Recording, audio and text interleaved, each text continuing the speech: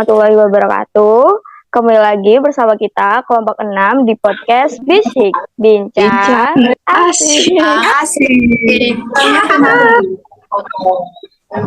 Nah, pada podcast kali ini kita bakal bahas yang seru-seru nih. Kita bakal bahas kayak budaya, terus kita bakal bahas nilai-nilai Islam yang ada di budaya tersebut, terus korelasinya budaya sama agama ini gimana gitu. Nah, sebelum kita masuk ke main topik, kita bakal perkenalan dulu dong pastinya. Oke, kenalan dulu. Nama aku Mutiara Syafati Dikra dengan NPM 220710180 dari Prodi Hukum.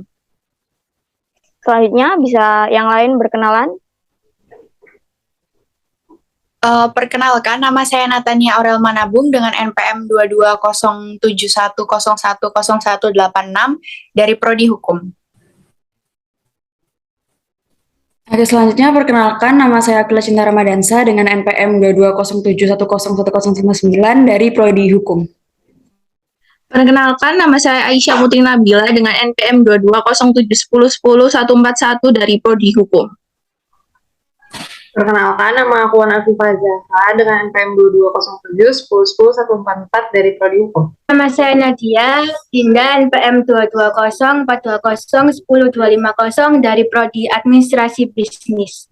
Nah, di podcast kali ini kita bakal ngomongin budaya-budaya apa saja yang ada di Indonesia. Indonesia ini kan beragam banget ya budayanya, sukunya, budayanya, adatnya. Nah, ini kita bakal ngomongin budaya yang ada nilai-nilai Islam di dalamnya. Karena kan budaya sama Islam tuh kayak sejalan terus gitu kan. Kalau setauku aku pernah tahu budaya itu tasyakuran itu. Kalian tahu kan, kayak misal ada tetangga kalian habis beli mobil gitu, habis beli rumah gitu, pasti kan dikit-dikit tasyakuran ya, kayak tasyakuran, terus kayak orang melahirkan itu kan tasyakuran ya. Di rumah kalian masih ada nggak sih tasyakuran gitu-gitu? Ada. Ada sih, Ya kan?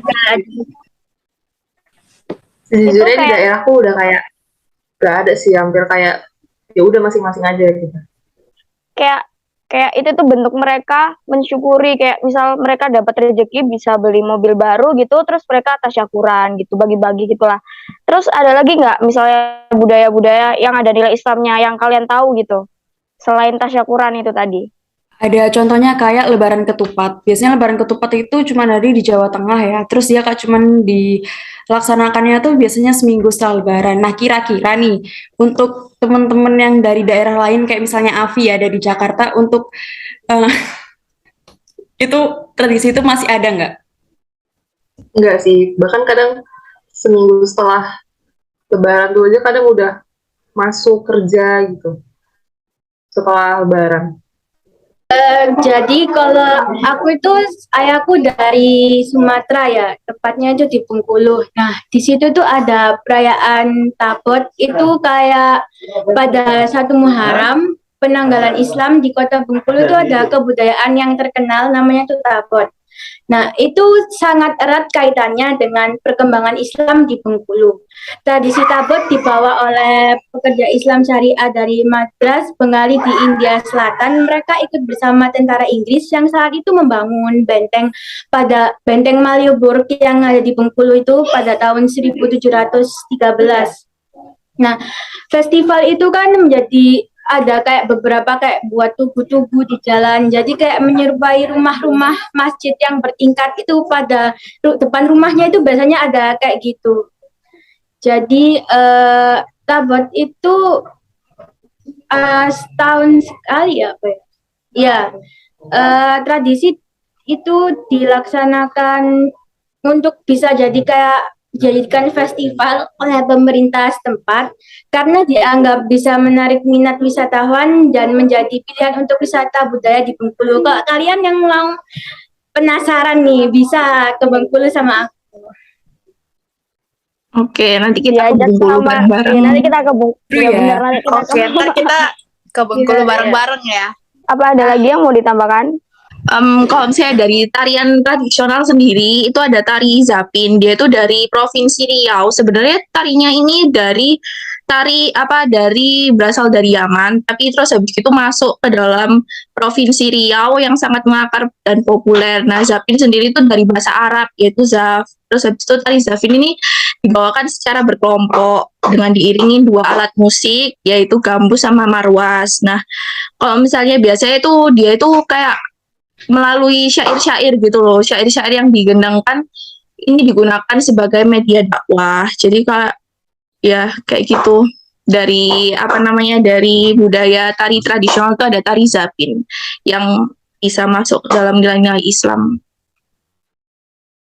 Jadi kita udah bahas budaya-budaya itu kan, banyak banget ya budaya-budaya, karena Indonesia sendiri kan beragam budaya kan. Nah, Jadi menurut kalian nih ya, eh, agama berjalan berdampingan dengan budaya tuh korelasinya tuh kayak gimana? Kan gini ya, Kil. Eh, kan kita tahu sendiri kalau misalnya tuh sunan-sunan kalau mau menyebarkan agama Islam di Indonesia ini banyak banget tuh caranya.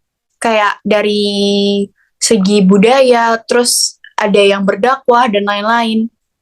Nah, itu kan cara para sunan ini buat menyebarkan agama ke kita tuh ada yang melalui budaya. Nah, itu tuh yang bikin budaya di Indonesia tuh yang makin banyak nggak sih? Kayak, jadi tuh antara agama Islam sama budaya tuh saling berkorelasi gitu loh, dan mereka berdampingan. Kayak jadi sampai ada budaya tertentu yang punya nilai-nilai keagamaan Islam. Gitu sih. Mungkin yang lainnya ada yang mau berpendapat lagi? Aku mau nanya nih sama Afifah. Viva tahu nggak sih kalau misalnya apa tuh wayang tuh digunain sama Sunan buat nyebarin agama Islam loh? Tahu sih kayak banyak banget sunan-sunan tuh yang nyebarin agamanya lewat kayak wayang, terus dakwah gitu kan. Terus kan sebenarnya itu oke-oke aja ya, tapi kan banyak banget nggak sih kayak zaman sekarang tuh kayak yang penyalahgunaan gitu loh. Jadi kayak kadang agama sama budaya ini kayak seakan-akan dibuat gak berkaitan gitu. Jadi kayak banyak banget masalah-masalah budaya yang gak disangkut pautin sama agama gitu sekarang. Gitu sih ya.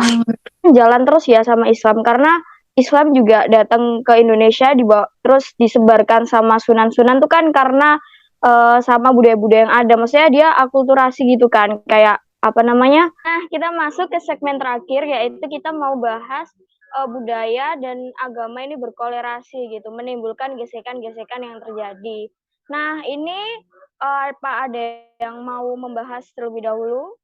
Karena seiring berjalannya waktu ya, kan makin lama kan sini ada aja hal-hal baru yang muncul. Contohnya kayak misalnya sholawatan itu di remix dengan DJ, remix DJ.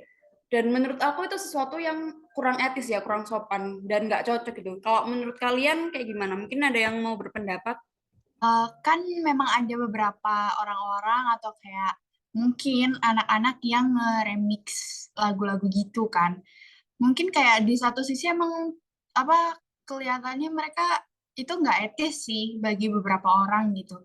Cuma kalau misalnya apa ya bagi beberapa orang itu juga membantu gitu loh. Membantu tuh bukan dalam hal yang buruk ya. Jadi kayak kan contohnya aja nih kalau misalnya kita dengar lagu atau kita dengar sesuatu yang emang mudah dihafal, mudah diingat itu kayak pasti bakal nyantol banget gitu loh di otak.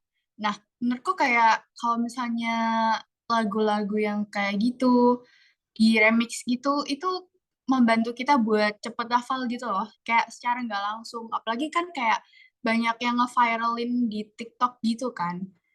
Dan itu menurutku kayak ngebantu orang-orang yang kayak apa ya, mereka susah buat ngafalin sholawat tapi kayak denger remixannya tuh jadi kayak terngiang-ngiang terus gitu loh, dan mungkin mereka bakal apa ya nyari sholawat yang aslinya gitu tanpa remixan, jadi kayak menurutku tuh bisa ngebantu sih. Cuma ya emang sih kalau misalnya kita lihat lagi dari segi etika atau dari segi beragama tuh emang kurang pantas menurutku gitu sih.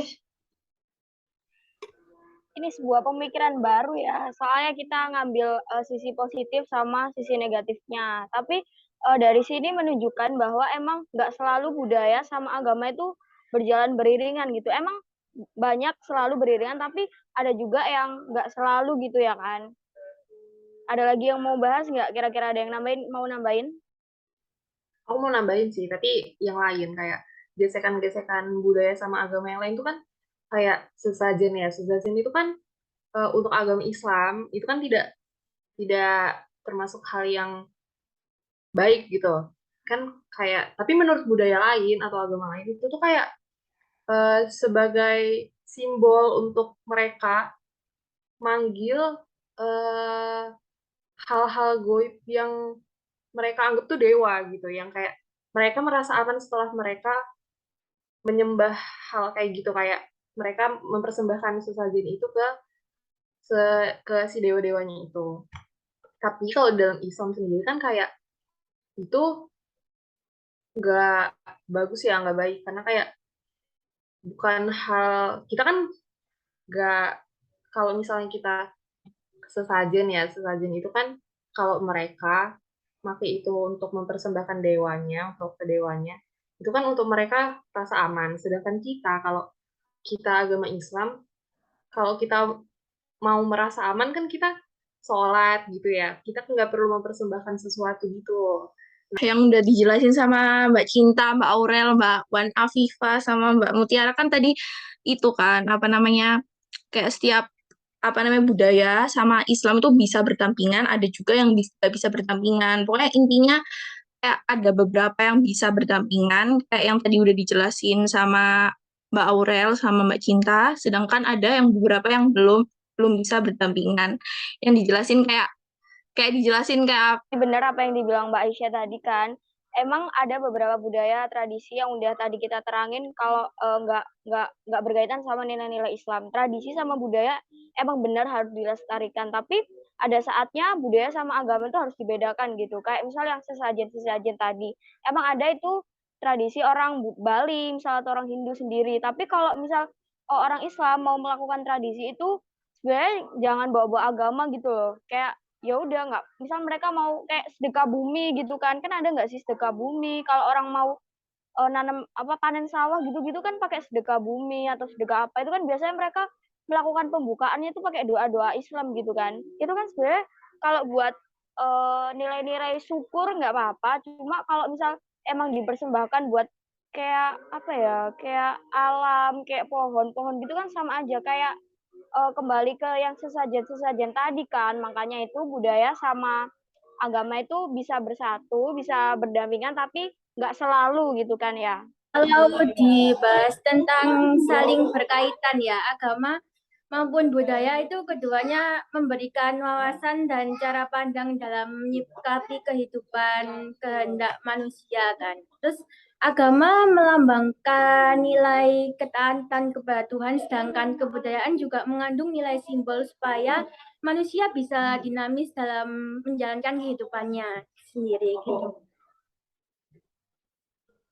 Dari apa yang teman-teman sampaikan tadi kita dapat merangkum sedikit nih bahwa emang budaya sama agama tuh selalu berdampingan, selaras sama agama Islam ya. Karena ya seperti tadi agama Islam itu bisa berkembang gara-gara budaya, budaya juga bisa tetap ada gara-gara agama Islam kan, karena dia diakulturasi. Tapi seperti apa yang tadi kita bahas, nggak semua budaya itu dapat selaras terus sama agama ya kan, nggak selalu selaras karena emang harus ada beberapa yang dipisahkan antara tradisi dan agama itu sendiri. Nah, kita udah bahas banyak banget budaya-budaya yang ada nilai Islamnya juga ya kan. Rasa nih saking asiknya ngobrol ya, kita waktunya udah hampir habis. Apa yang kita diskusikan tadi, apa yang kita bahas tentang agama, budaya, nilai-nilai Islam dan korelasinya gitu-gitu. Semoga apa yang kita bahas ini menjadi wawasan bagi para penonton, wawasan dan semoga menjadi ilmu pengetahuan ya. Dan sekian dari apa yang bisa kami bahas di podcast kali ini. Mohon maaf bila ada salah kata. Terima kasih. Wassalamualaikum warahmatullahi wabarakatuh. Waalaikumsalam. Dadah.